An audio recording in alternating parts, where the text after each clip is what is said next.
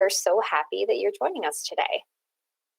So we all know that COVID-19 is changing the way we live, work, serve, and one of the biggest challenges we face as Lions is hosting meetings and conducting club functions in the age of social distancing.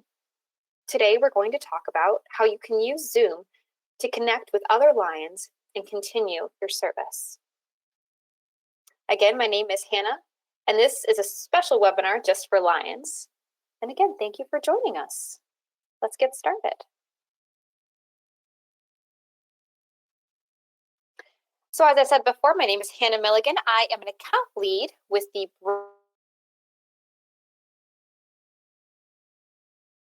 brand marketing department. So a couple quick points that I want to touch on before we get into the main part of the content here. So this webinar is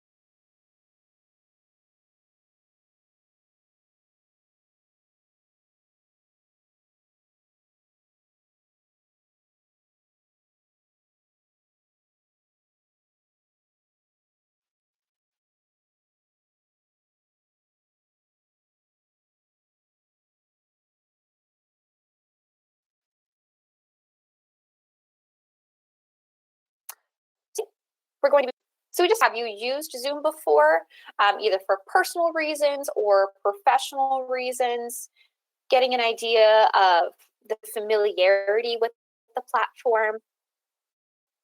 Just wait a couple more seconds here as everyone's filling out this poll.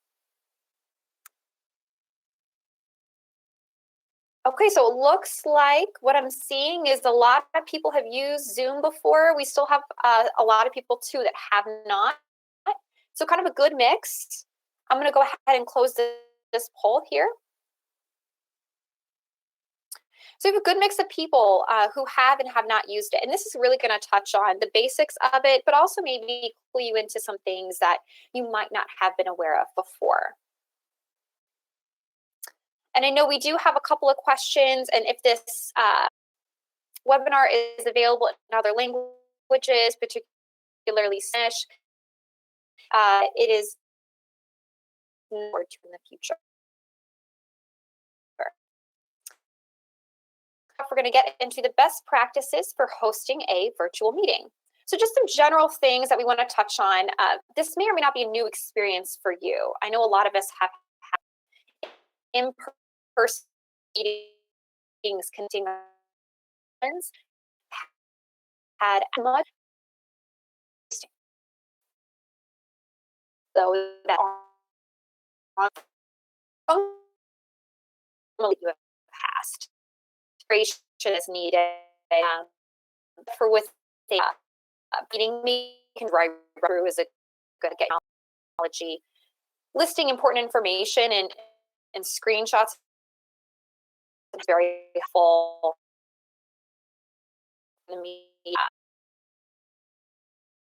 Quote unquote Zoom bombing. This is when an unauthorized attendee gains access to your meeting. So there have been a lot of things that Zoom has done to mitigate these concerns and these privacy concerns. A couple of guidelines that they recommend following is not posting your Zoom meeting link publicly. Let's say you have a Twitter account, not posting that Zoom meeting link to that Twitter account. Now, let's say you have a smaller Facebook page that is just for your club and your club's interactions. Maybe you feel more comfortable sharing the meeting link there because it's a smaller group of people and you understand who might be viewing it. Not giving up control of your screen is very important. Also, in the same vein, not allowing only allow pre-approved users to join the meeting. If it's someone that you don't recognize, not a non-recognized username or first name and last name, not let them into the meeting. And also using the Zoom waiting room feature to approve each participant. And this is something that we will go through when we are doing the Zoom screen share walkthrough. Definitely, this is what we would like to point out to always see Zoom. They have a special page dedicated to safety and security right now. It is being updated constantly. So as it's updated, we recommend going there to see the latest information.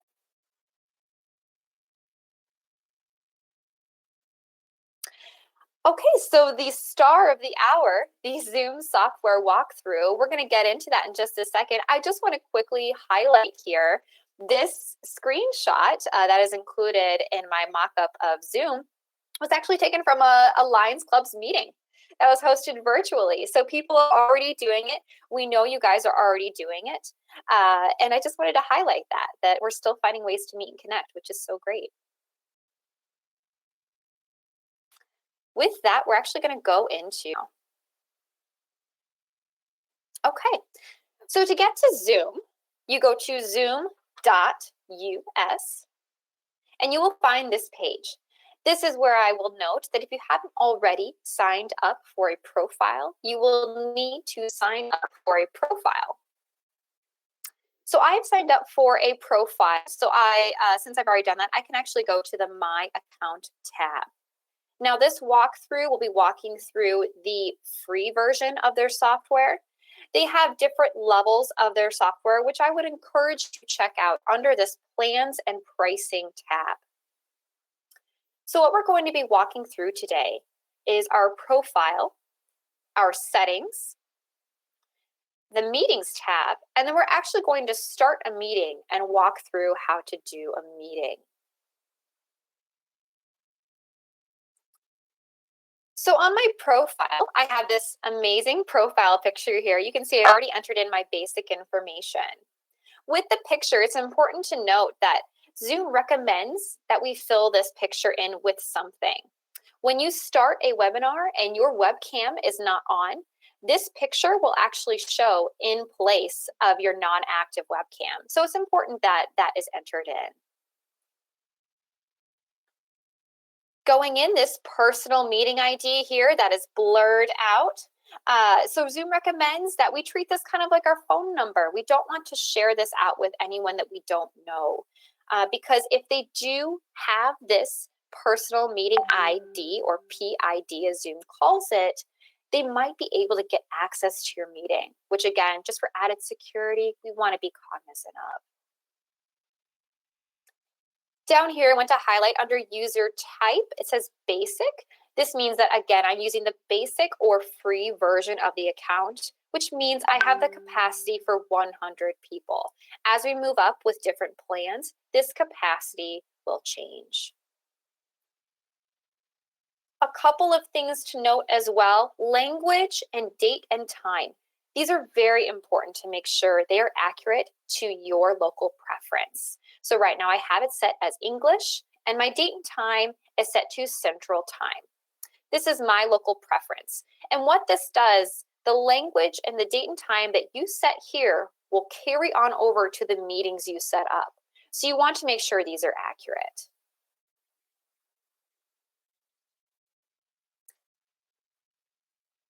Okay, moving on to the Settings tab. So the Settings tab, we're actually going to be focusing on this meeting portion right here. So when we go through the Settings tab, we see this little button here. It is grayed out. If I click this and it turns blue, that means that setting is now activated. So we're just going to deactivate that. We're going to go through a couple settings here that Zoom recommends that we just review. So under host video and participants video, we actually have this set as off. The reason why we have it set as off is Zoom recommends that we leave this off for now. What this does is it gives people the opportunity to get ready, and when they're ready to share their video, they can elect to do so. We're not turning off the video for everyone necessarily. That's not to say no one can see anyone on a meeting. But when we start the meeting, it's not going to automatically open someone's webcam up. Under audio type, we're going to select telephone and computer audio. This right now is actually forced to be computer audio. Zoom is doing just computer audio only at this time. We're just going to leave it on telephone and computer audio right now because this is the Zoom recommendation. In the future, they may open up this option again. Join before host, we're going to leave this off. We're leaving this off because Zoom recommends, again, for added security, we don't want anyone joining the meeting that we might not be aware of or we might not have approved. For added security, we don't want anyone else to join before we have joined. Down here, all of these passwords. So this is Zoom added security here. So they are recommending that we have a password for every meeting, and we'll show how we can see that password and people can access that so that they can join the meeting. But for added security, we want to make sure all of these settings are enabled. And again, all these settings right here will be informing your meetings that you will be setting up. We're going to scroll down here to mute participants upon entry. I am checking that on. So the reason why this is on is because, again, we're giving people the opportunity to unmute themselves eventually once they get situated. You know, when you're first starting a meeting, maybe there's a dog barking in the background, maybe there's a baby crying, maybe it's just my baby, but giving people that time to actually just get ready. And then when they're ready, everything is calm. Or calm somewhat, they can unmute themselves.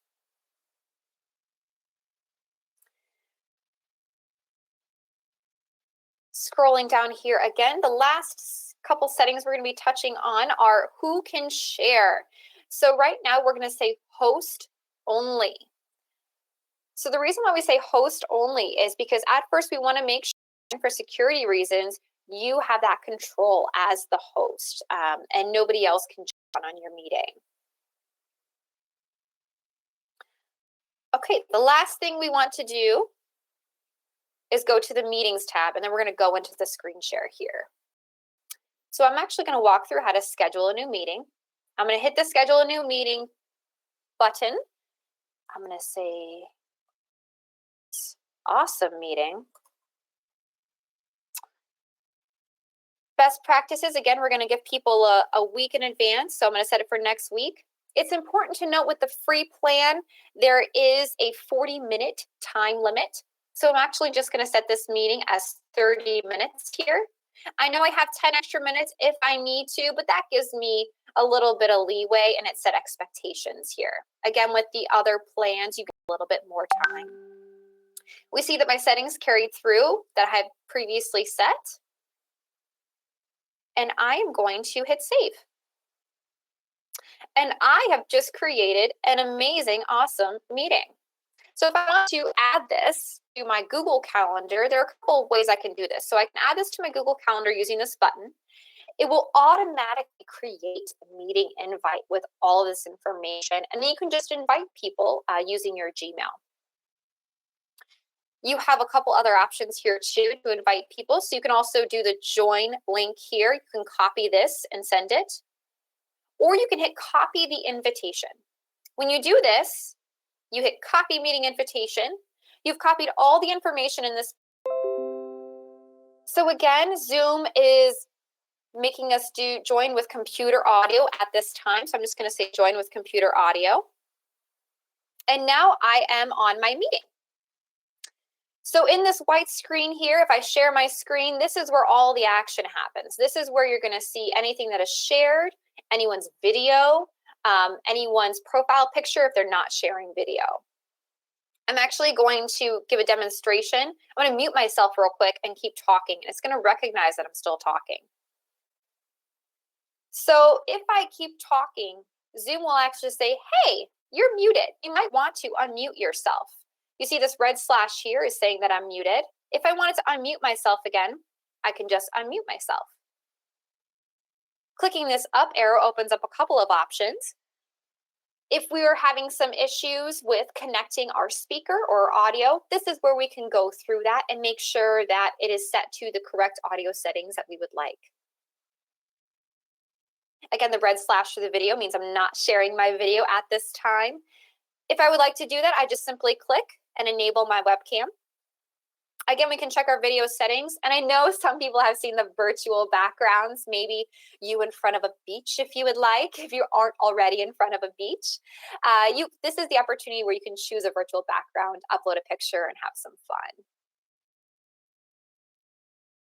This security tab over here is a new feature from Zoom.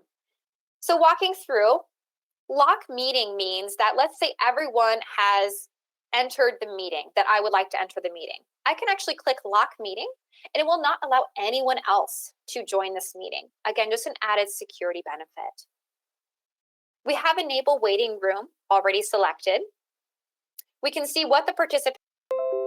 We see the text in red means it's a private message. It's just being shared between Yolanda and I, and nobody else can see that. If I wanted to, I could send a message to the entire group. Now, share screen. I know this is the big question that everyone's asking. So if we want to share my screen, I just click share screen and a lot of different options pop up. So we're going to walk through these real quick. So left-hand side, I'm only using my laptop right now, so I only have one screen. If I wanted to share that one screen, the whole screen, I just select screen and it will share it. These things down here are my application. Now, once I close out of this meeting, it's actually going to prompt me, since I have the free version, to go ahead and locally save that. Now, I think we've had a great meeting. Yolanda and I have really connected on a couple of things. So I'm going to go ahead and end this meeting. Now, as a host, if I wanted to leave the meeting, I have to assign another host to carry on the meeting. But I'm just going to end this meeting for all of us because I think we have accomplished what we need to here. And you can see it's converted my meeting recording and it's prompting me to save it somewhere. So that is Zoom. A couple of resources I want to share before we get into our questions. So Zoom has a lot of great and helpful videos, best practice, and resources that I would highly recommend. The waiting room feature, back to that question. So people you have invited to the meeting will appear in the waiting room, again, for an added security feature. You just click on that waiting room as I showed you, and then you can approve them if you would like.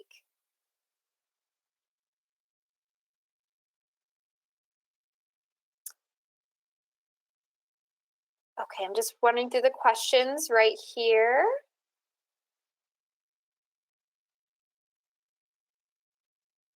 Okay, I see that there's a question about adding to iCalendar. Thank you for submitting. So there's actually an option where you can create a .ics link on Zoom. That page that we had showed where it shows add to Google Calendar, add to Outlook, it will actually create the .ics. Do it that way, or if you're more comfortable, what I personally do is I go through my Outlook calendar, I create an event, and then I go ahead and enter in the event information.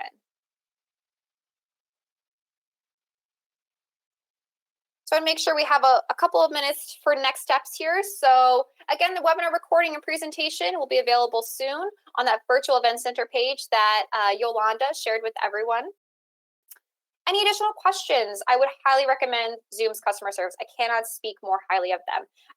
They are very responsive. They have lots of great articles. Yolanda just shared a link in the chat, zoom.us. Check it out. It has a lot of great stuff up there. And we encourage you to go to our virtual event center page to see all of the upcoming and past online events if you are interested. And now before we head out, I'm actually going to launch one quick poll here. I just want to see if this webinar was helpful to you. Was this information beneficial in connecting you to your clubs, your community? We hope it was. I really enjoyed the time I've spent with everyone near and far. I know we had a lot of international participants. We appreciate everyone who has joined. It looks like everyone found this helpful, which is great. Thank you for boosting my confidence level there.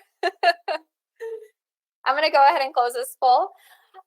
So again, thank you everyone for joining. We appreciate the time that you spent with us, and we hope that you have a great rest of your day. Thank you.